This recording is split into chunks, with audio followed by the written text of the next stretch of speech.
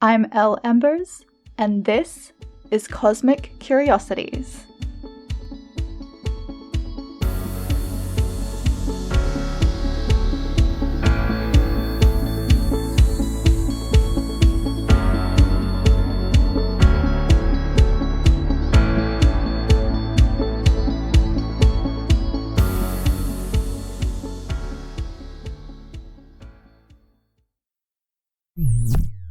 Hey there, and welcome to Cosmic Curiosities. My name is Elle, and if you would like to know more about connecting with your spirit team, releasing your fears and limiting beliefs, and healing yourself back to the truest version of your soul, you can send me a message on Instagram or visit my website, lembers.com. This week's episode is a fun little journey into tarot and divination. I am joined by tarot enthusiast, artist, and one of the creators of the DIVN8 Tarot app, Chandler. And I actually really enjoy this app. It's the first of its kind to read the energy of the user and shuffle the cards accordingly. So I find that really cool. So if you have an iOS device, definitely check it out. Well, without further ado, let's dive in. Hi, Chandler. Thanks so much for joining me. How are you? I'm doing pretty good. How are you? I'm good. I am so excited to chat about tarot because that is kind of where I started. And you are the most amazing person to chat tarot with. So I'm so excited to have you. Well, thank you. But before we get started, do you want to do a bit of an introduction and tell everyone a little bit about yourself? For sure. My name is Chandler. I am a visual artist. I'm a tarot practitioner, and I am the co-creator of an awesome new tarot app called Divinate. That's me in a little short blurb. And I just have to give you a full shout out here for your art because every time I see it, I'm just in awe. Oh, thank you. So I want to start with a little few icebreaker questions because I feel like I'm getting in a habit of doing this and I think it's fun. Okay. So are you ready for the first question? Yes. What is your favorite food, color, and book? So I'm a mac and cheese snob, except that I have IBS and I follow a very strict low FODMAP diet. So I've had to modify my mac and cheese into gluten-free, sometimes not real cheese, but I would still say hands down, it's got to be mac and cheese. I feel your pain. I'm gluten-free as well, so pasta But it's is a not big so miss. bad. I just, yeah, so many people say, oh, well, I'm so sad for you. And it's like, no, then you haven't had good gluten-free pasta because it's definitely out there. Yeah, I mean, I struggle to tell the difference sometimes, but my husband is just like, no, you can tell the difference. And I'm like, you're a snob. I think favorite color would be probably something like glittery or iridescent. Like transparent, glitter, iridescent, sparkly, if that's a color. A mix of all of them. Yeah, a rainbow. Is rainbow a color? I'm going with it. I mean, if you look in my wardrobe, clearly my favorite color is black because aside from the pink sweatshirt I'm wearing right now, it's all black. But yeah, I can relate. and I guess for my favorite book, it would be the original Sailor Moon manga series. I mean, manga or books. Yeah. You know what? Absolutely. If it has pages and you can read it, it's a book. Yes, exactly. Oh, yes. Oh my gosh. I love Sailor Moon. Yes. So long since I've watched it, but it was such a big highlight for me growing up. Same. So I guess getting into tarot, I should probably ask for those who don't know what tarot is, could you give a bit of an explanation? Yeah, for sure. So I'm sure you're well versed in this, but for anyone who isn't familiar, tarot is just a form of cartomancy, which is anytime you're using cards as a tool for divination. And for me, I think just the broadest definition of divination be just like seeking advice or looking for insight through any sort of practice. So it doesn't have to be associated with any particular religion or spirituality. It can be certainly, but it's sort of anything that anyone can do to try to like get in touch with either your innermost self or even trying to get an answer from something other than yourself. And with cartomancy, some people use regular playing cards. Some people like to use oracle decks. And doing research for our app, found just like the most amazing card decks that are for everything under the sun, like a yoga deck, a self-help deck, you just anything you can think of. And I think you can pull cards like that and still find like really deep meaning within yourself, which is why I like tarot, because it's something that everybody can kind of connect to in whatever way it's suitable for you. So I guess a tiny history lesson as well would be that tarot kind of grew out of the 18th century in Europe, specifically in France. And so the first most well-known deck that we had there was the Tarot de Marseille. And out of that, there were a few main decks, but the one which Western practitioners have really kind of aligned with is this Rider-Waite-Smith deck. So anytime you see people talking about tarot, generally that's what they're talking about. When you talk about the imagery and using it to talk about the card meanings, typically that is also what people will be referring to. But by no means does it mean that that is the end all be all. Like there's so many different decks to get acquainted with, or like ways to do it. What's your favorite tarot deck of all time? I mean, I like the Rider-Waite-Smith for learning, just because you have to have some sort of foundation to have a connection with it. Although, I read about people online who, someone may just have an innate connection even without knowing what the meaning is behind the cards or a particular deck description. So, I think it's not a hard and fast rule for anything in this sort of area, but I think the Rider-Waite-Smith is a great place to start. And from there, you can kind of go and explore art decks. I love the Modern Witch Tarot by Lisa Sturrell. It's got a great comic style. Anything that's black with foil printed on it is like, I mean, gorgeous. Yeah, I've got quite a few foil decks. Yeah. It's They're just like, so oh, it pretty. shimmers. It's Yeah. yeah. Oh, absolutely.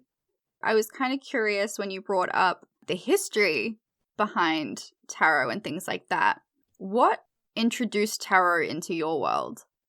Well, for me, I would say that tarot has been kind of a part of my, I don't know if you want to call it spiritual or witchy kind of journey in my life, that came more into place in my 20s and early 30s, because when I was brought up, I wasn't really brought up to be in a witchy household, and I wasn't someone who just had these gifts or anything from the beginning. And I've always been like a little envious of people who have these like innate connection, not envious in a negative way, just like, oh wow, that seems so cool.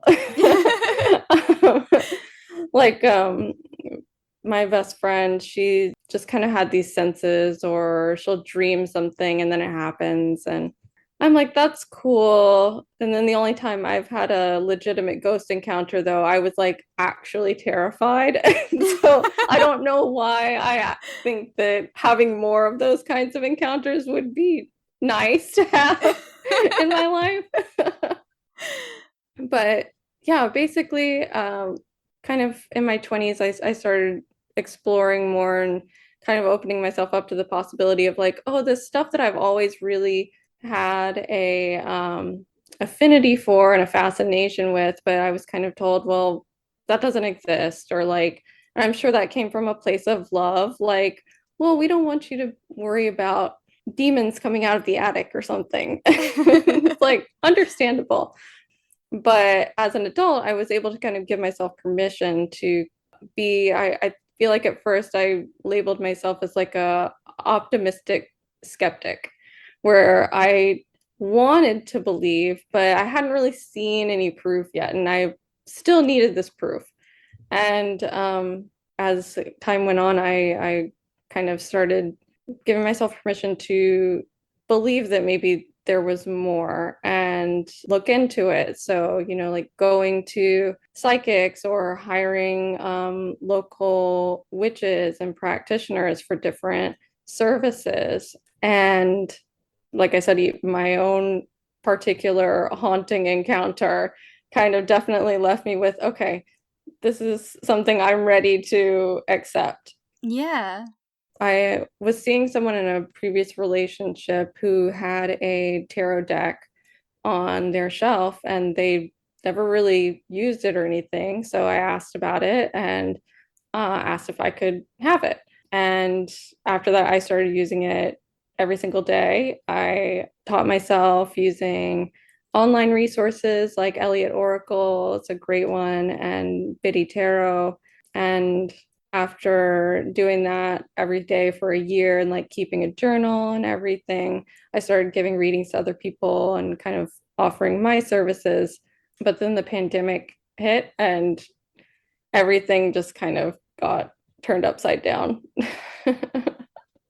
Yeah, I think a big thing with, I'm going to say, energy encounters or spirit encounters is Yeah. it definitely takes some adjusting.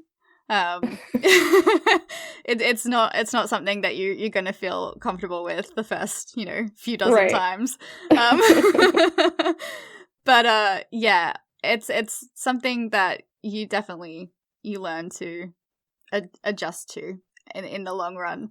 But Yeah. I mean, tarot wise, I completely understand so many people grow up in families or households that maybe aren't against it, but they're just not aware of it, or Yes. it's a little bit weird. Mm-hmm. And to them, they're like, oh, let's not dabble in things we don't understand. Yeah. So I completely understand that concept and I completely get where they're coming from. Mm-hmm. But at the same time, it's so empowering as an adult to then go, well, I'm going to make my own decision. Well, and what's really cute about our journey with making this app is that now I've totally gotten my mom into it. And now she's like, oh, yeah, I use it every day. And I'm like, what is happening? And so that's fun to see. And I appreciate tarot as a practice because I don't feel like you do have to have that like special gifts, or like they don't have to be as prominent or aware, because I mean, I don't get me wrong, there are fantastic practitioners who use it as a really powerful spiritual or energy tool, but it can also just be something that you use with yourself as a tool for like a sounding board for how do I feel about this. And so it can be as uncomplicated or as complicated as you want to make it. Yeah, definitely. It depends on the person and what they're looking to achieve and what they're Yeah. looking to know and the direction that they're going, because it's like anything. You can go in full dive 100%, no fear, Right. or you can just dip your toes in. It's whatever you're comfortable with. Hmm. So, how has integrating tarot into your daily life helped you along your path with self-development and spirituality? I think that learning to use it kind of as a tool for introspection has been helpful. I think also using it as a tool to kind of explore my own spirituality and my own energy work has been really amazing because it felt like something that I could do on my own, where it wasn't, like this big undertaking where like I have to make sure I do it right, Mm. or I have to make sure that like I go to school for it, or there wasn't a lot of pressure. I could just kind of do it on my time. And it also, I think, has helped me be more present. I have like generalized anxiety. And if you can take time from your day to kind of tap into, okay, I want to really talk to myself or talk to my inner self or talk to somebody else that's out there, and this is how I'm going to do it. It's a great way to do that. And the fact that you can integrate it as a form of your own personal rituals or, make rituals around it, I think has been great for me, at least, who needs to kind of like take a moment to breathe and, what can we do to integrate more physical elements into taking a moment to breathe? Well, we can touch things and we can maybe light some incense or we can listen to music while we're doing it, and doing all that to then slow everything down and, really listen. That's really what I like about it as a self-development tool. And I know so many people that have gotten into tarot for themselves Hmm. and kept journals and kept notes and diaries of the different cards they would pull each day and the different readings they would have. And just looking back and seeing, wow, like there were so many things here that helped me along the way Hmm. that I didn't realize at the time how influential this could have been to me Hmm. and how beneficial it could have been. So I think that it's something that's very underrated Hmm. because people just think, yeah, it's a card and whatever. Like Yeah, but it can be used for so many different things, and it just has such variety in its ability. absolutely. And I recommend anybody who's learning or interested in learning to definitely keep a journal with it. Not even just for the benefit of looking back on the readings you've done, but I'm definitely a big proponent of like therapy and self-care, and a lot of these cognitive behavioral techniques really tie into journaling and how that can really help some people's brains just make sense of things.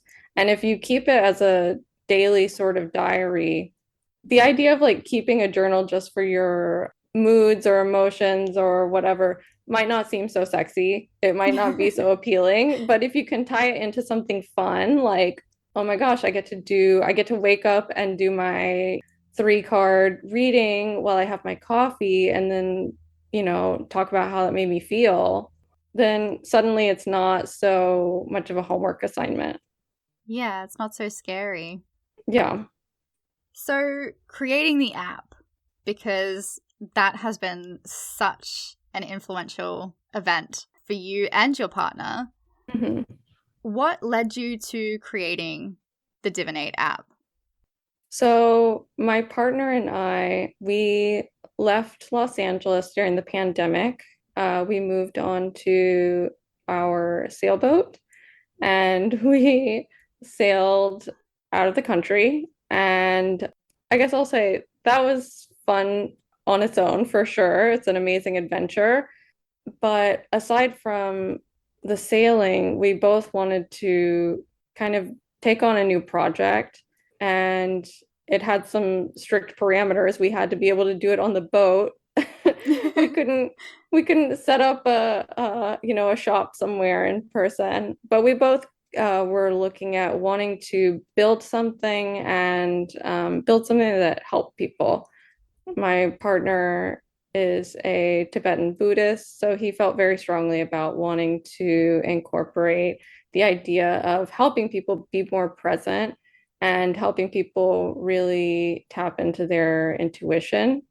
And then me as a tarot practitioner, I saw it more as an opportunity to build an intimate space on a digital platform that, as much as we could, really mimicked the experience that I used to be able to have when we were living on land, and that I wasn't having anymore because I couldn't, have an altar. I couldn't have candle work and, kind of all of that stuff because just space constraints, and it's not really safe to have lit candle flames on a boat. Yeah. But yeah, so we kind of figured, well, we have everything we really need here together to kind of make something like that happen. He's a coder and I'm an artist. And so then we just went to work making it. And we did not realize how long it was going to take to build something that we were both happy with because we're both perfectionists. But in the end, we're super proud of what we built. And I think he's very happy with feeling like the energy sensing tool that we made. It like feels very real, it's authentic, and I'm very happy with how we've been able to kind of reframe and present the oracles that we do use, because I wanted to make sure that we really presented them from a space of this is something for everyone and everyone should feel included. And some of the older oracle descriptions were a little bit patriarchal in some areas. And as a young queer person, I wasn't as much into that. So I just wanted to make something that I wanted to use, honestly. Yeah. And that's usually the way that it starts, right? Is like you do something for you and you become really passionate about it. Mm-hmm. And then you go, wow, I love this so much. Maybe other people will love this. And because you love it so much and because you put so much thought and love and energy into it, other people love it and adore it just as much. Exactly. That's amazing. I think what you guys have done is such an incredible work of art. Thank you. And like you said, creating a space that not everybody has an opportunity to make. So I think that is really, really important because in ways we are limited to certain ways of living. And when those certain ways of living change, like we found in the pandemic, we kind of lose our footing. We kind of lose where we're at. And so having something that is on a digital platform that they can take wherever they are, and it's not any real hassle besides making sure you've got a charger. Absolutely. It's a lot easier to practice those elements of self-care, divination, intuition, and just connection. Yeah, for sure. When we built the app, we never meant for it to be like a replacement. It's absolutely not a replacement for professional readers. What it is great for is for beginners who want to learn tarot, and for people who are already familiar with it, who you're just out, you're on the go, and you are at, the coffee shop with your friends. And you don't want to, maybe you do want to be the people who are there just spreading everything out on the coffee table, no shade. That's cool. But if you want something a little easier, it is great for that because it fits in your pocket and you already have your phone and you can keep track of all of the readings that you've been doing. So what I like is that you can search through them with, data points that you get to make up. So if I want to search for readings that just have to do with coffee, then I've already labeled all my coffee readings and I can go look at them. I think it's a super cool, like, kind of data-driven way to be able to access your readings. Yeah, absolutely. Keeping track of it and being able to see, like you said, different kind of entry points is so beneficial because it saves you so much. Trust me, it saves you so much Yes, time. it really does. Yes, we did think about this when we were putting it together because I had a folder in my photos that was just tarot cards, just photos of tarot cards. Not helpful when you want to go back and go, oh, I was thinking of this reading from February and it was about love. And no, you don't have to like go sorting through a bunch of photos. Like you can just hit love or just go to a date or, whatever kind of search you want to do. Definitely a simpler process. So, I guess too, in regards to, I know that we talked about this, but I just wanted to bring it up as well. Mm-hmm. give you a bit of pressure. But being an artist and having a tarot app and being a tarot practitioner, any chances of creating your own deck down the line? I would say it's a strong possibility, especially considering that the decks that we built into the app are all very minimalist and they're that way for a reason. They're all free. The app is free. The 3 decks that we have are free, the tarot, I Ching, and the runes. So if I was to build out a new art-driven deck, then, I could add that as like a small purchase fee or something. And we're totally open to bringing on other art partners to do that as well, because I would love to be able to support other independent artists. Building the tarot decks is actually a great way to kind of reach different communities as well. Because if we do another tarot deck, then we're also going to want to do like a goddess deck or and then like another kind of oracle deck, a coffee deck for all the different types of coffee beans that you could be inspired by. That would be my partner. He's a coffee fiend and he would totally write that deck. But right now it would be a lot of work because 78 cards is so many drawings. Definitely. But it would be nice. It would be. I think also having your skill would just, it would be mind-blowing. I would definitely buy it. Well, that's good to know. Noted. But yes, that is a lot of cards to design, and when you do put your heart and soul into every piece of artwork, it's going to take some time. Right. Well, and I would say also, although the decks that we have are not art-centric, what I do really appreciate about them is that each one offers like its own kind of unique perspective. So if, one day you're just not feeling the tarot, if you want to switch over to I Ching, I think actually I Ching has become my favorite of the oracles that we have, which is pretty wild considering that like I wasn't that familiar with it at the beginning of this project, but researching everything and making our own I Ching oracle for the app, I got to know it and it's quickly become my favorite, most enriching divination tool.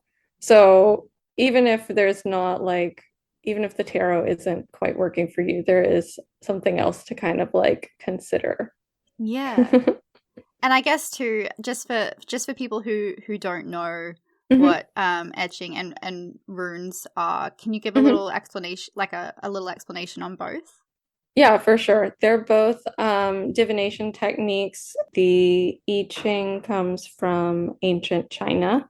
It is from the Book of Changes. So quite literally, it speaks to the changes that you find in nature, like seasonal changes or changes that you find through the elements. And that's what I think is so beautiful about that, is that it really talks more to accepting things the way that nature kind of intends for you to accept things, because bad things are going to happen the same way that good things are going to happen. And the more you can kind of realize that they are all cyclical, and the happier you will be. And then runes are technically from the runes that most people speak of, come from the ancient Germanic alphabet called Futhark. I'm sure that I did not pronounce that correctly. But technically it was a writing system, but there is also a lot of evidence that shows that these writings, alphabet letters, were also used for things like divination, or, powering up or making someone feel powerful before a battle, or for healing, kind of things that we would associate with energy work today. However, I think it's kind of interesting that the runes that people use today actually really came out of, I believe it was in the 80s, where there was more of like a new age trend. And so there was kind of this push to use them in a similar fashion as the I Ching or as in tarot. So they're all quite similar, but yeah, they're just different tools to kind of tap into whatever it is that you're wanting to know more about. Yeah, it's just different variations. Mm-hmm. What is the best piece of advice that you've ever received that you'd really like to share with other listeners that maybe might help them a bit with their tarot journey? Mm-hmm. I would say basically just to treat yourself the way that you would treat your friend. So giving yourself grace, giving yourself compassion, and giving yourself the space to grow and not get things right the first time, but knowing that, you'll do better next time. I just think that so many times we're very hard on ourselves when we would never be that hard on a friend or a loved one. And, why are you not showing yourself that same compassion? So, especially in a tarot journey, I would say you can't expect to have it all figured out overnight. You wouldn't expect your best friend to show up one day and say, I decided to try this thing, but it's kind of bumming me out that it's just not clicking right away. No, you would say, keep going. You're going to be so great at it. I can't wait to see what comes out of this. And yeah, just give yourself that same energy. Absolutely. I love that. That is the best advice, because I literally had this thought the other day. And I was like, man, we look at other people with so much more love and understanding and compassion than we do ourselves. Yes. And I think that we really need to turn that energy inwards and give it to ourselves as well. Yeah, absolutely. Well, thank you so much for sharing all your wisdom on tarot today, Chandler. I really appreciate it. And if people are wanting to know more about the app and are wanting to work with it and are interested in learning more from you, where can they find you and how can they access? They can go to DIVN8 app on Instagram, or you can go to DIVN8.app, which is a URL, which will basically just take you to the Apple App Store where you can download it for free.